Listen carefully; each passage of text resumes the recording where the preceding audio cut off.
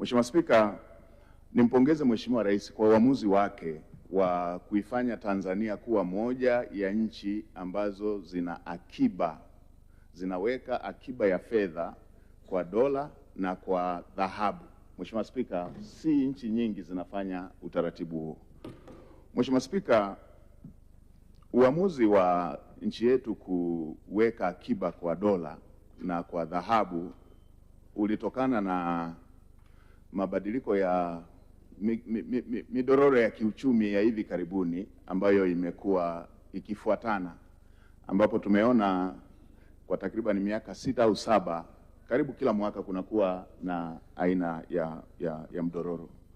Mheshimiwa Spika, mpaka sasa zoezi la ununuaji wa dhahabu limeenda vizuri sana, ambapo tunavyoongea tuna dhahabu takribani tani 27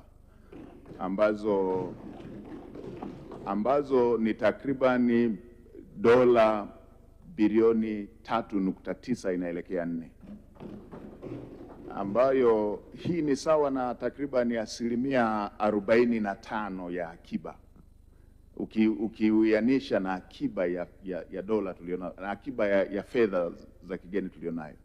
Kwa maana hiyo sasa tuna takribani zaidi ya dola bilioni 6 kwa upande wa reserve, ambayo mara zote tumekuwa tukirejea kwamba ni zaidi ya miezi 4 takribani 8 ya uagizaji wa bidhaa, ambayo ni akiba nzuri, na Tanzania haijawahi kuyumba licha ya midororo ambayo imekuwa ikitokea.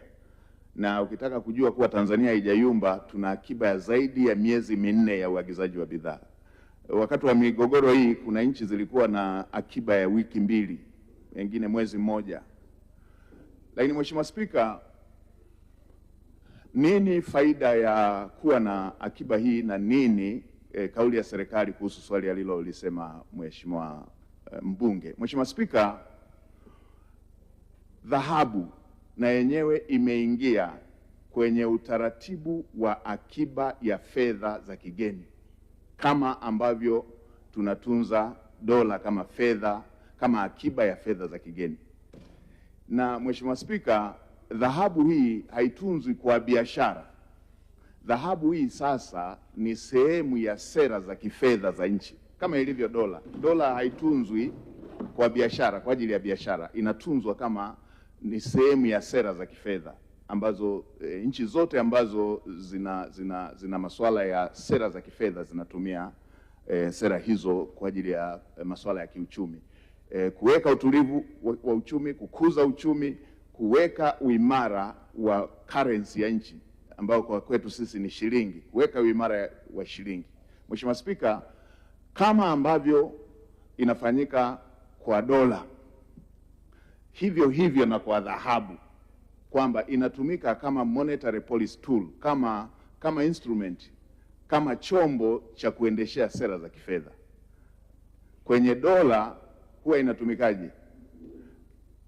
Pale ambapo pana nchi ina commitment ya kufanya malipo kwa dola, inafanya malipo kwa dola, na pale ambapo nchi inapokea dola kwenda kwenye uchumi wake, inazibadilisha kwa shilingi ili shilingi ziweze kutumika katika uchumi na zile dola ziweke akiba ya fedha za kigeni. Sasa kwa hili alilouliza la mitazamo na tetezi kwamba dhahabu imeuzwa, na wengine wanaenda mbali hata wanadhani inaweza ikauzwa kinyemela ama kiwiziwizi. Mheshimiwa Spika, nitumie bunge lako tukufu na kuwahakikishia wabunge kwamba kwanza dhahabu haijauzwa mpaka sasa. Kuna wakati mawazo ya kuuza yalikuja, ambapo soko lilikuwa vizuri, takribani ilikuwa 5,500 per ounce, ambapo ilikuwa iko juu, lakini kabla haijauzwa ikazuka hii migogoro hii, ambapo bei ikashuka mpaka takriban 4,000. Kwa Central Bank iliona itakuwa hasara kuuza, na hatuko desperate kutafuta fedha ya haraka ya kuuza dhahabu. Kwa hiyo hawakuuza kwa sababu bei ilishuka. Lakini lingine, nini uamuzi au nini mantiki ya kwamba Central Bank inaweza ikawa inauza dhahabu. Ni kama ambavyo inafanya kwenye dola, kwamba kuna wakati Central Bank inauza dola kama sehemu ya kuyapatia mabenki ama hizo taasisi zinazohitaji dola ili ziweze kuendesha shughuli za kiuchumi na Central Bank kupata fedha za ndani kwenye market exchange ambayo inafanyika kwa uwazi kabisa. Kwa upande wa dola, kwa upande wa dhahabu, kwa sababu Central Bank inatakiwa iendelee kununua dhahabu, na Central Bank itanunua dhahabu sio kwa kupokea tu dhahabu zilipochimbwa, itatumia fedha. Maana yake nini? Ili Central Bank iendelee kununua dhahabu, ikitokea soko limekuwa zuri la dhahabu, itauza ipate fedha za kuendelea kununua dhahabu. Lakini pia Central Bank, benki kuu, inaweza ikauza dhahabu ili kuweka mizania kati ya dola na dhahabu. Kwa mfano, kwa nchi zinazoendelea uwiano unatakiwa takriban 10% ya akiba za fedha za kigeni. Ni masuala ya kisera, ili usiwe na dhahabu peke yake, kwa sababu kwenye masuala ya huku kwenye mabenki na vitu vingine huku unatakiwa pia uwe na dola ili mambo haya mengine yaweze kuendelea.